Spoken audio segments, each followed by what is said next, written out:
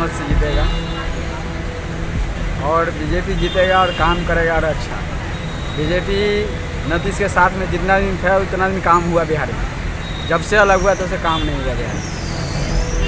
इसलिए नीतीश को और आरजेडी से मिलकर सरकार बनना है, उसको बनेगा नहीं। और बीजेपी का सरकार बनेगा तो बिहार में फैक्ट्री बनेगा, बैठेगा, जो भी फैक्ट्री हो बनेगा। बिहार चुनाव में कौन जीतता है या हारता है, लेकिन वस्तुतः जो हमारे सोचने की वाली बात है कि बिहार चुनाव में क्या बिहार जीतेगा कि बिहार हारेगा। संभावनाएं सिर्फ ये नहीं कि उसमें नरेंद्र मोदी की भारतीय जनता पार्टी की सरकार बनती है, राजद की सरकार बनती है या जदयू की बनती है, हमसे ये नहीं। लेकिन वास्तव में अगर बिहार चुनाव होता है 2015 विधानसभा का, तो क्या बिहार जीतेगा या बिहार हारेगा, सबसे बड़ा मूल प्रश्न इस समय बिहार के सामने ये। जैसे जैसे परिवेश बनता है, जैसे जैसे सरकारें बनती हैं, उस तरीके से अब सभी लोग विकास की बात करने लगे, क्योंकि बिना विकास की कोई सरकार नहीं बन सकती।